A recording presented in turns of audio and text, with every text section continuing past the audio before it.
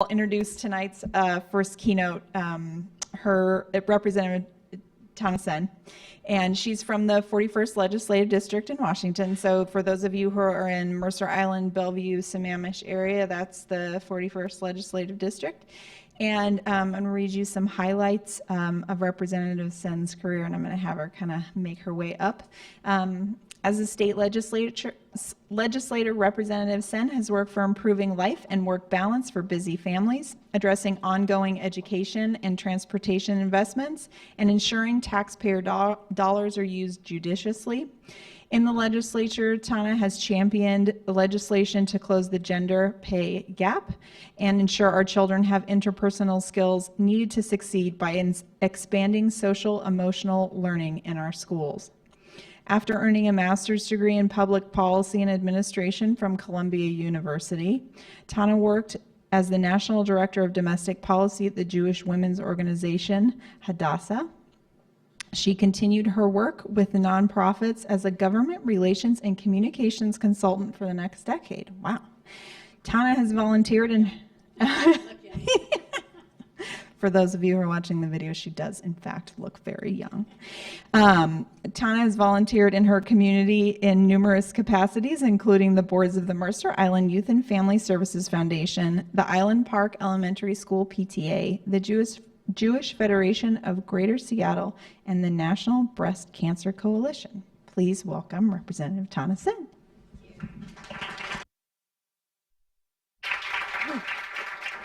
Molly, if I close this, will it close that? Okay, so I won't close it. Okay. Well, hello. It's so nice to see all of you. I just want to thank real quick Cambia Grove and all the sponsors, WTIA and the Women's Funding Alliance, who have been great partners on gender pay equity, in addition to this group and to other sponsors. Thanks so much for inviting me. But also just looking out, this looks like a room full of women that I hope to soon, very soon, to add to my Old Girls Network, because you guys really are quite a group of women that I'm so impressed to start getting to know. I love the topic of tonight, the diversity, inclusion, equality, and it's so important, you know, universally, but also so much in the past couple weeks and months in particular. I'll try not to talk too much about national politics, but clearly those three topics are not something that Mr. Trump is talking about. But who is talking about that, I'm particularly thrilled with and just wanted to mention, is the U.S. women's national soccer team. And as you know, they're fighting for equal pay. Yeah, I know, awesome. And, you know, actually it was interesting. I'm not really one to do sports analogies at speeches, and a lot of times, you know, you go to a speech and they talk about that. But it really hit home for me, because as I was thinking about, reading the newspaper about that and thinking about tonight, I was really reflecting that probably one of the first times that I ever acted on my focus on equality was in high school when I played soccer. And I played on a club team, and with a bunch of other girls, and we realized that there was a boys soccer team at the high school, but there was no girls soccer team. And we thought that was kind of weird. And so, as one does, or I guess as I do, I organized the girls from my soccer team, the outside soccer team, and we all went and we tried out for the boys soccer team. And so they get to tryouts, and there's like 30 boys and 30 girls, and they were like, oh my gosh, what are we going to do? So it didn't happen right away that there was the teams became on par, but they did hire a coach for us. And so that was really one of those first times that I realized that you could act and make a difference on equality issues, but that it really got under my skin and I need to take action on it. So it's really kind of come full circle for me with the news. So I want to start by talking about a Fortune magazine article that ran back in August called Humans Are Underrated. I don't know if anybody read it. And it's based on the book with the same name by George Colvin. And in short, it highlights that business is really looking for three main things in employees. And those three things are actually not what you might think. It's not hard work, it's not intelligence, it's not creativity. But now what they're saying they want is somebody with critical decision-making skills, empathy, and teamwork. Now, I don't know about you, but when I read that, I thought, women, we are on the way up, right? Those are actually very traditionally female traits. And so, you know, hopefully that is actually good news for us. But why are we still fighting for equal pay? If you look at the soccer analogy again, not the analogy, the reality of the soccer team, they're doing the same work. Actually, they're not doing the same work. They're playing more games. They're being more successful, winning more games, and they're actually making more revenue for the soccer world. And yet they're still being paid less. So, you know, what's going on there?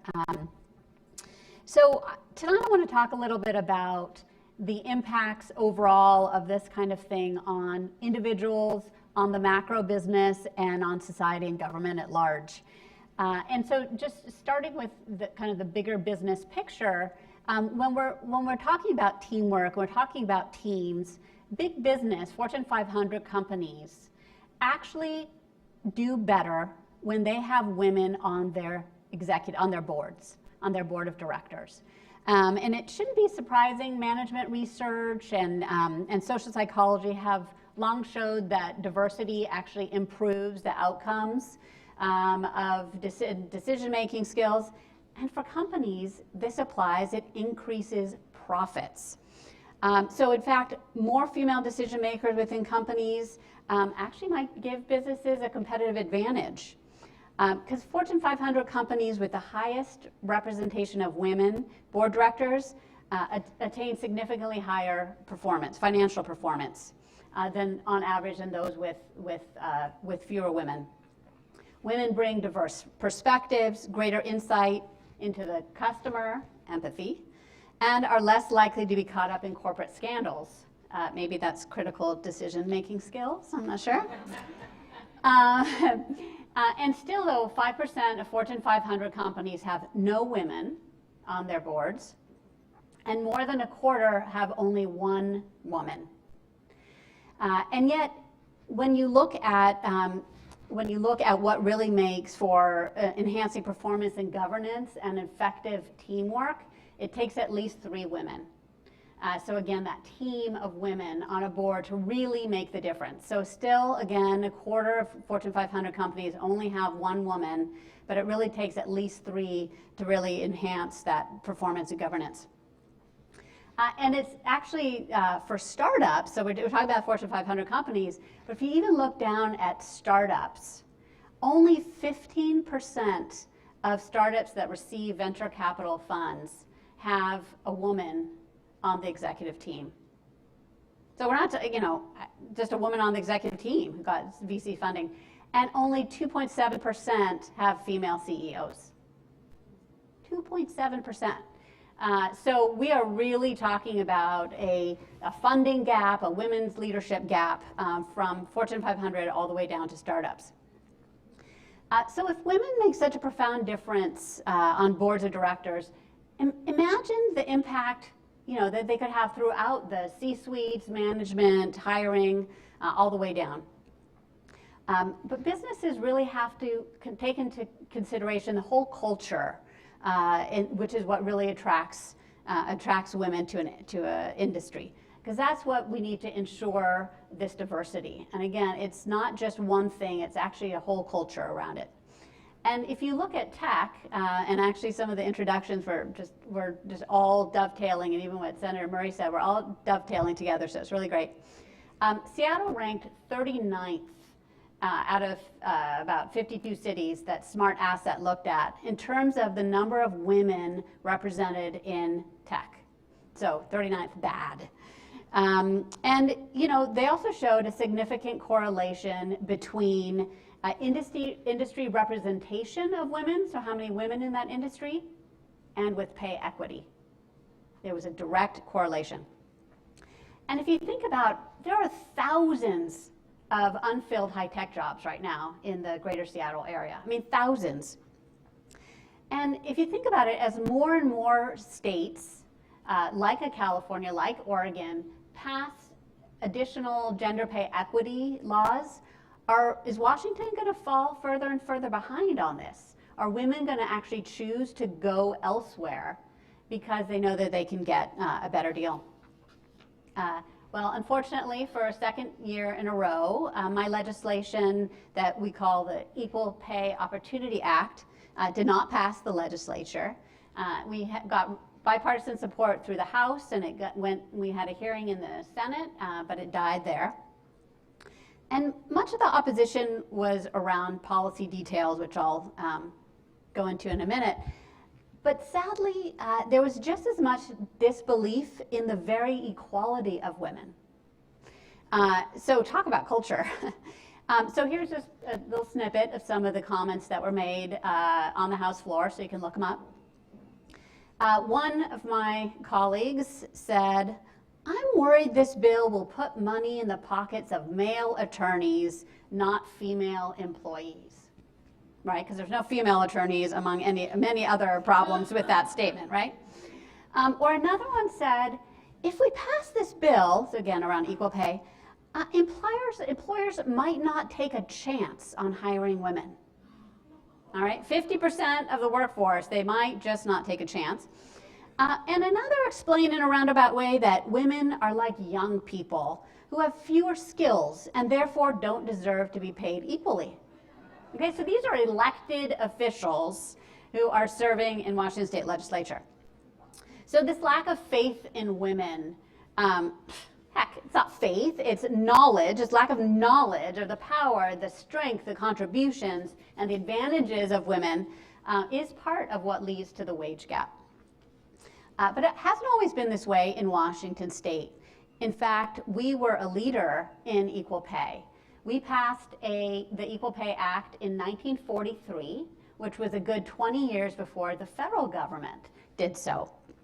But unfortunately, we have not updated it since over those 70 years, and the economy and times have changed just a little bit. So, of course, equal pay laws are meant to close the wage gap.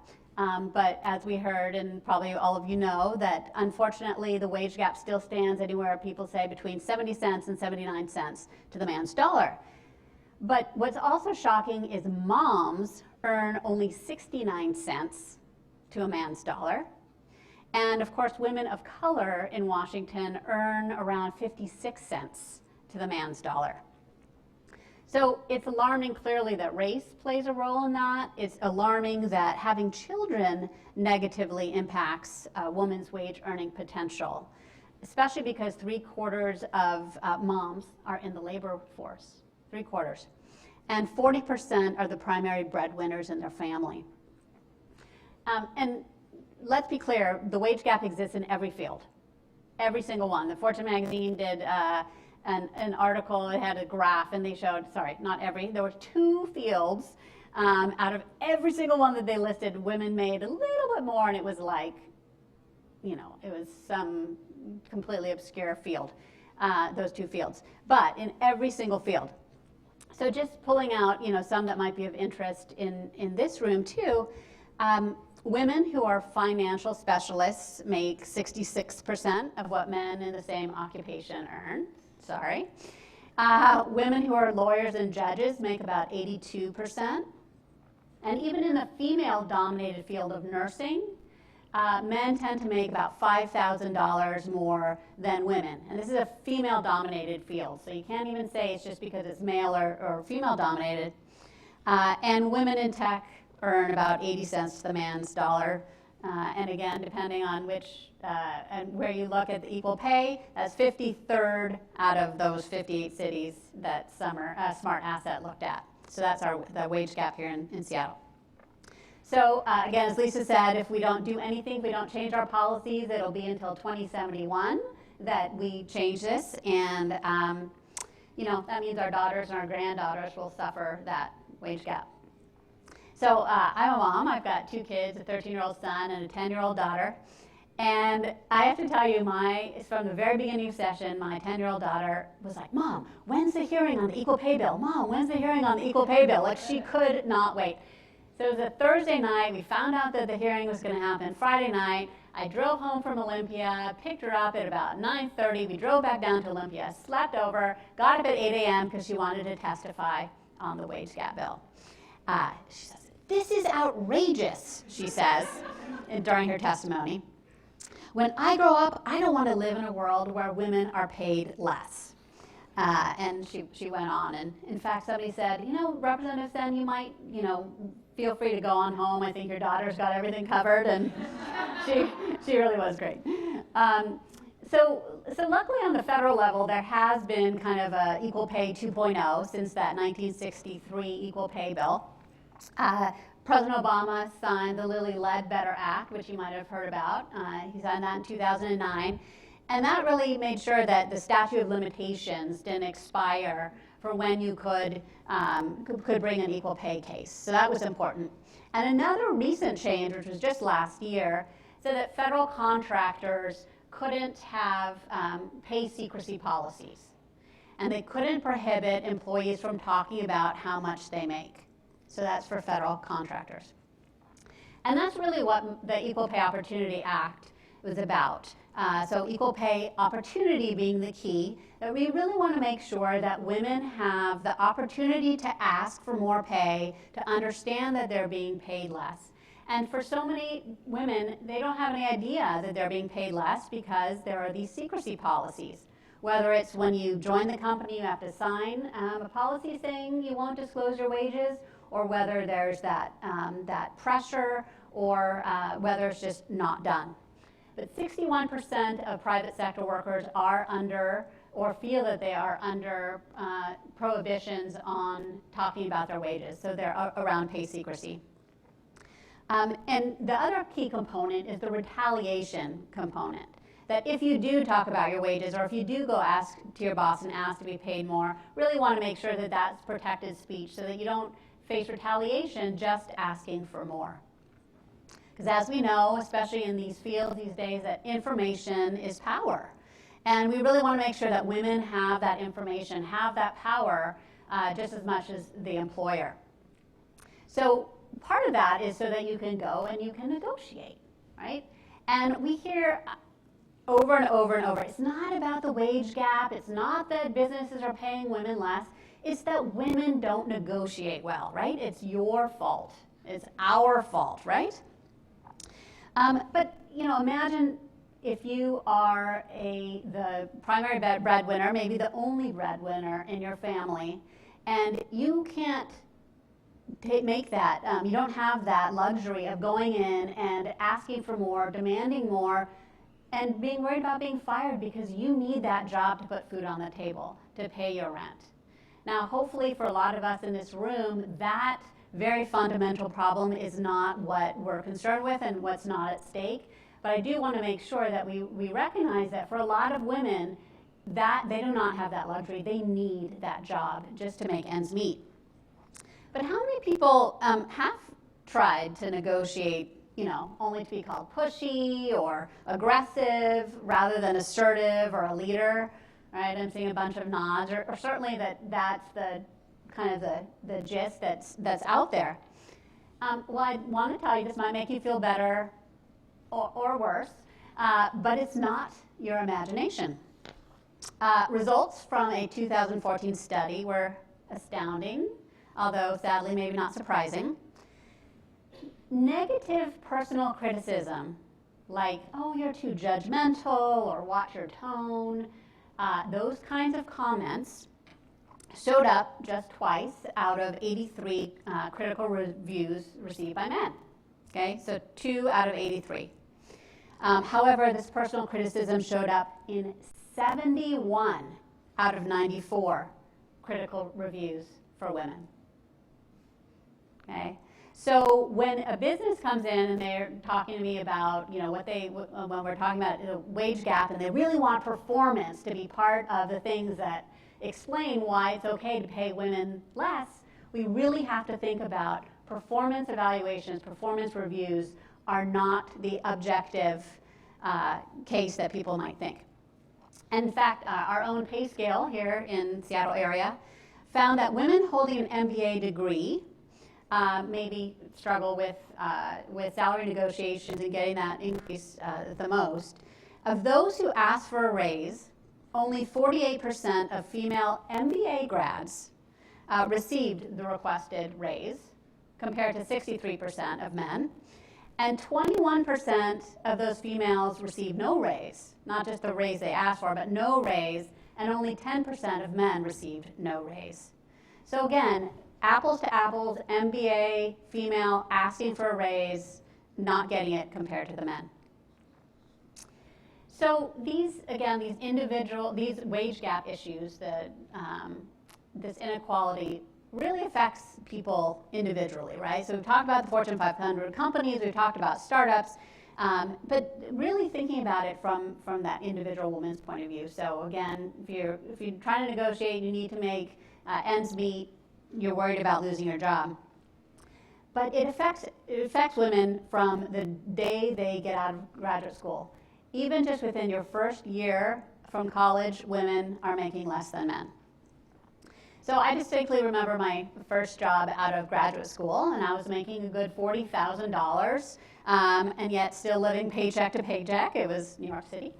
And, but still people were like, you need to put money in your 401k, right? You need to put away money because that money is going to grow over time.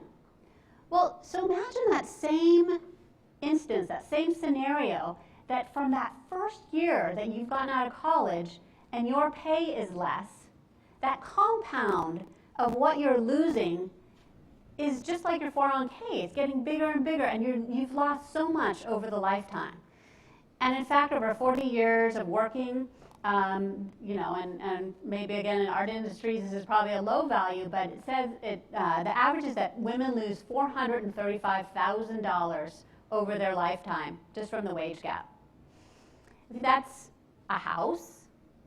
That's 2 kids going to college, maybe, in today's day and age. That's certainly a healthy retirement.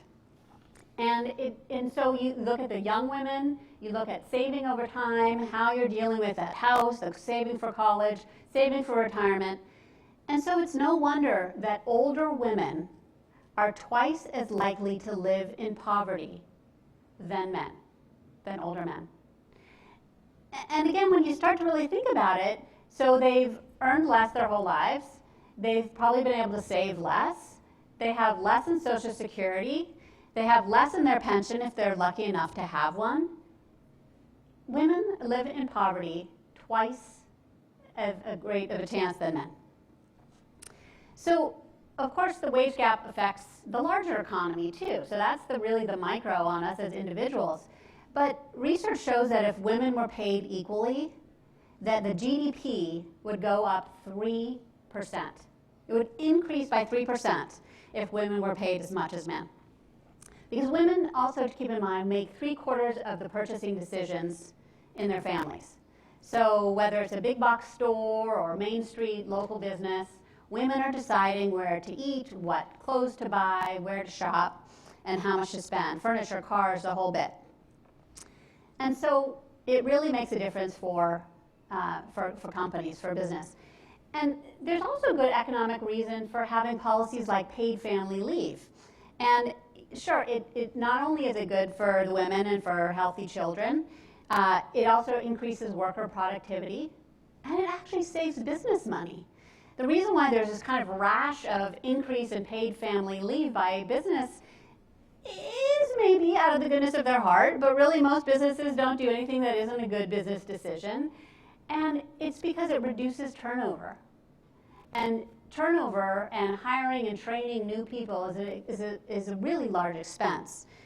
In fact, turnover costs are estimated to average 1/5 of an employee's annual salary. So if you can pay somebody 3 months or 4 months or 5 months or 6 months maternity leave, once, maybe even twice in their years at your company, you're still saving a lot of money versus having turnover, hiring, and losing that talent. And I certainly know as an elected official, somebody working on the budget for the state, that we're kind of in a serious budget crunch. And so parity is really good for taxpayers then and for the government too, because If women are making more, they probably need less childcare subsidies, less food stamps, less housing vouchers, less scholarships, the college scholarships for themselves or for their kids, and so it really impacts taxpayers there. So are we making any progress in society and in our culture? Well, 20 red and blue states alike have passed these pay secrecy policies. Big names from the famous to the holy have been speaking about equal pay. I truly, when the Pope said that gender pay disparity was pure scandal, I practically started crying. Okay, and I'm Jewish, so it was beautiful. And I swear, at least I had this in my remarks before, Seattle Chamber of Commerce and the Women's Funding Alliance have created the 100% talent effort, so that's a great big step. And of course, Hillary Clinton is running strong for president. And I mentioned that last piece because we really do need more women in politics to raise the issues and demand policies that affect women and families and children, and strengthen, given all my arguments, society and business and the economy and government. Whether it's through equal pay or paid family leave or childcare or social emotional learning, going back to humans are underrated. And wouldn't it be great if in a year or two you would hear men complaining about the old girls network? Wouldn't that be pretty cool? But we must admit that it's the men and the women of the future who are going to be addressing all of these concerns, in business in particular. And so that means it's our boys and our girls who are going to be doing the hiring, who are going to be leading businesses.